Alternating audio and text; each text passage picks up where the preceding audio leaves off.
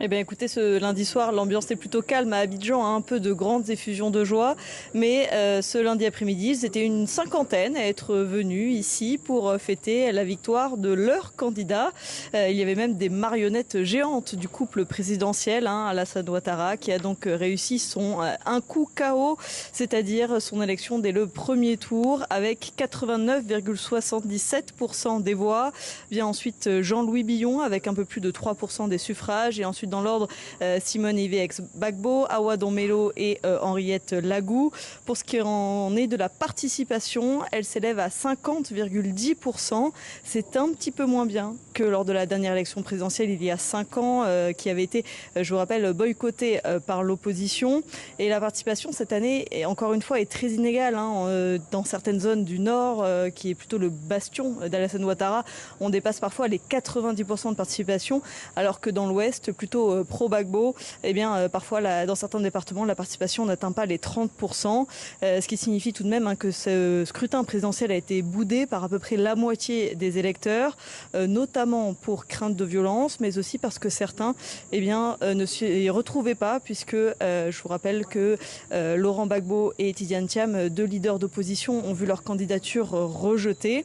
Mais ici, les militants du RHDP, Dado, comme il surnomme le président Alassane Ouattara, qui sont venus fêter leur victoire, étaient très heureux de ce score écrasant de 89%. Je vous propose de les écouter.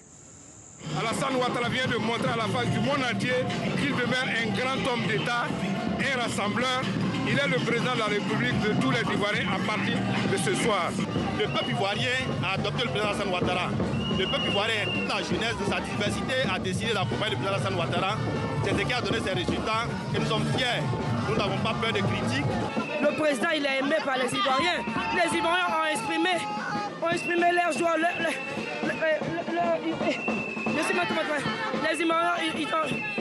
c'est la démocratie.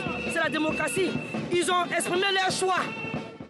Et Christelle, qu'en est-il de l'opposition? Comment réagit-elle à cette réélection qui, on le rappelle, reste contestée par plusieurs figures politiques ivoiriennes?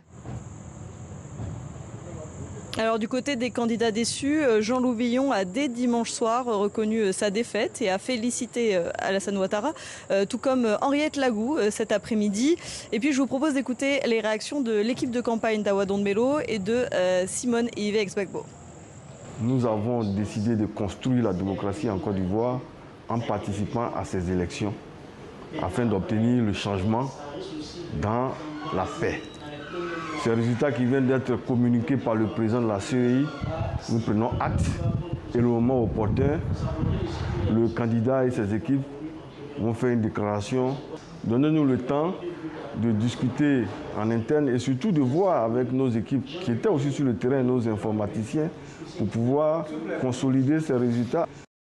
Le changement souhaité par le peuple ivoirien était à portée de main.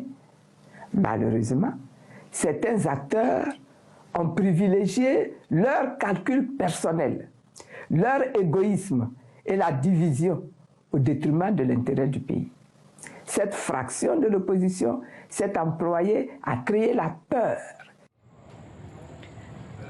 Et justement, du côté de cette opposition et qui n'a pas participé à l'élection présidentielle, le Front commun qui regroupe les deux principaux partis d'opposition ivoiriens, le PPSI et le PDCI, avait déclaré ce week-end que cette élection était, je cite, un coup d'état civil, un braquage électoral, et il réclamait de nouvelles élections. Ce soir, Tidiane Thiam, le président du PDCI, a affirmé que ce n'était pas une véritable élection et il a appelé au dialogue.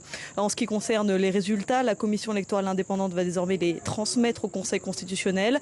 Les candidats auront alors 5 jours pour déposer des réclamations et ensuite le Conseil constitutionnel aura une semaine pour proclamer les résultats définitifs de cette élection présidentielle.